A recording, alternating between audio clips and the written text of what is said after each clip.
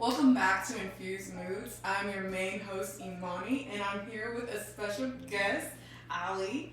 And today we are going to do what I call family reviews. Can you say it's family reviews? Today we're sipping on Stella Mia Moscato Peach.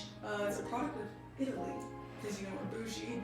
It says, our Moscato and peach is a wonderfully sweet expression of the Moscato grape with subtle flavors of ripe peach done Italian style. And it's best served chilled with fruit, cheese, and dessert. And as they say in Italy, we've already had our dessert, so we don't need to get into that. But I'm going to infuse this with Loving Every Minute by Area 21. Hey everyone, my name's Ali Azadi. I'm going to infuse this with my song, it's called Far Away, but every letter is spaced out kind of far away from the other letter. It's by the Japanese House. They're kind of an indie band. I like them a lot. This is our second take of the podcast. We recorded 14 minutes of this like 3 weeks ago, and then it all got deleted for the other hour and a half. So, round two. Round two. And that's the beauty of it. It's showbiz, you know, things happen. We have our lovely director who's off camera and off podcast, Kelsey. So she's in the house to keep us good. But I promise, it's great content, and I'm so happy to be finally sitting down with Ali for the full take. So we can give you guys. Oh, perfect. So we can give you guys a really good interview, and I will do my best because this is family. We should be professional. So let's get into it. All right, Ali.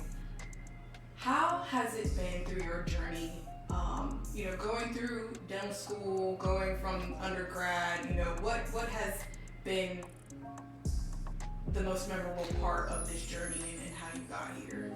Oh, most memorable part? There's a lot of memories, so it's kind of tough. Is that a good question? Yeah, that's good. I'm stumped. Actually, that's like better than what some of the questions I had in like ortho interviews. It's hard. I don't know. So I went to undergraduate degree, finished that, and then just finished dental school pretty recently, and I'm now in a residency program. I guess the most memorable part from dental school itself was like, getting to treat patients and getting to help them out with different situations. You meet a lot of different people with a lot of different perspectives and a lot of different, needs and concerns, so being able to empathize with them and get them to where they need to be and where they want to be is always a really fun process.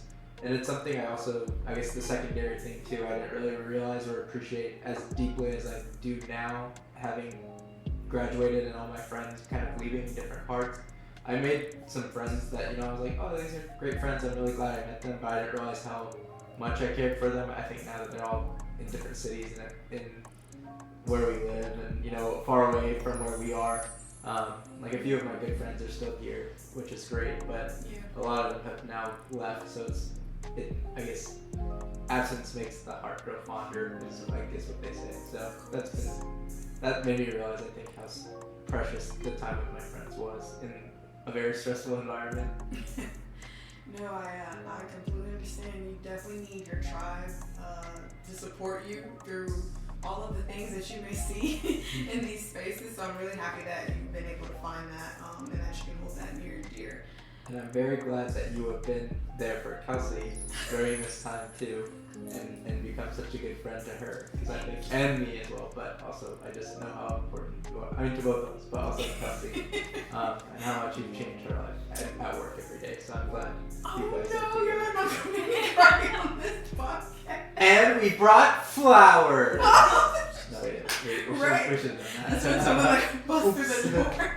Wow, no, thank you. I'm not going to get emotional because, no, we'll save that for after because, we got straight great. But no, I appreciate it. So, from the bottom of my heart, I love you both, and it's always a pleasure to just chill with y'all, hang with y'all. It's always good vibes, and I wouldn't have wanted to sit down with anyone else. I love sitting down with family and getting the interviews going, asking the tough questions. No.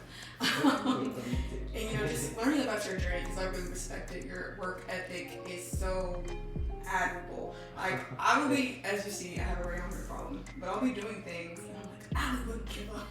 But I was out there grinding every day. I gave up like 5 times a day, so I don't know about that. It's okay, because we all do, but You're the motivation to a lot of things because, you know, we're young professionals. We work at a place located in a place. We do our best, but yeah, just seeing you go after your dreams and your goals has definitely been amazing to watch and see you just get everything because you're more than deserving. So Very sweet. love that. Thank you. Anytime. So along those lines, what has been eye-opening as you realize through your career, like something that you didn't know was a part of the journey, or you know, I guess a fun fact from anything you've seen from your professors or that you learned in your studies? Like a dental fun fact, like something I was surprised by, I didn't expect. I guess not to say that oral hygiene isn't important, but I guess a component of getting cavities that isn't really discussed very thoroughly all the time in just, I think, general education in the population. Dentists will tell you about it, but you know, like you have to have a dialogue with them.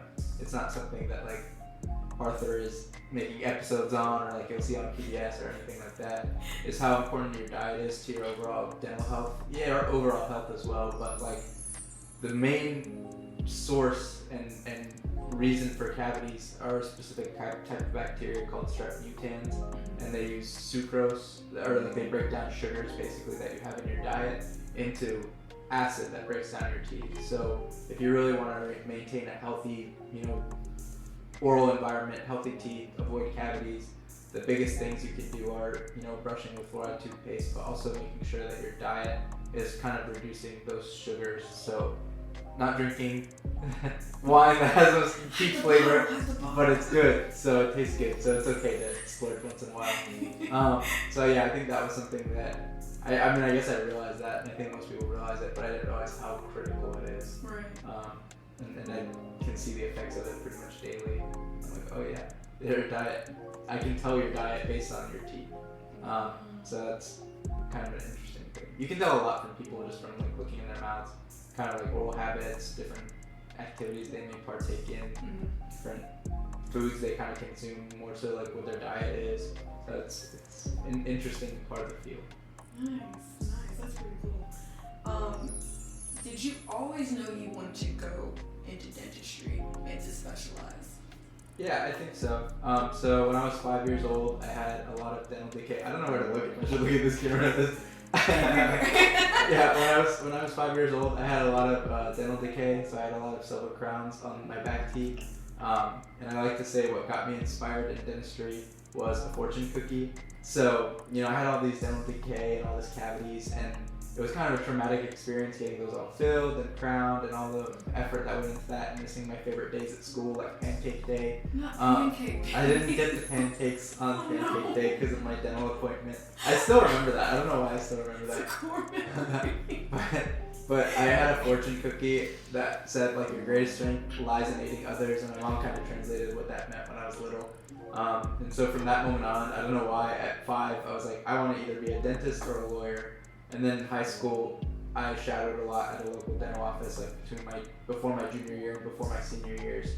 And then I worked in that office too when I was in college as well. So I got a lot of experience there, just assisting, but also working the front desk, and learning about insurance claims, how those work. Yeah. And then, you know, went through college and got my application ready for dental school, got into dental school. And then kind of right before I started dental school, my sister finished orthodontic treatment, and I saw how her confidence was really restored and gained back from orthodontic treatment after she had some medical stuff in her, you know, in her earlier years.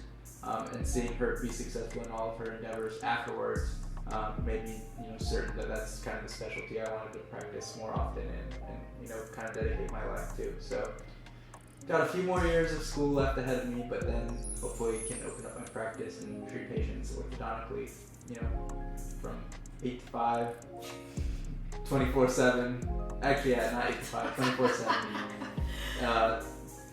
8 days a week until I can't move anymore. I'm sick. Yeah, so it'll be fun. So I'm looking forward to that and learning a lot in these next few years, on top of what I've already kind of learned over the few years prior. Nice, and we'll be here every step of the way, watching the journey, supporting, you know. What has been the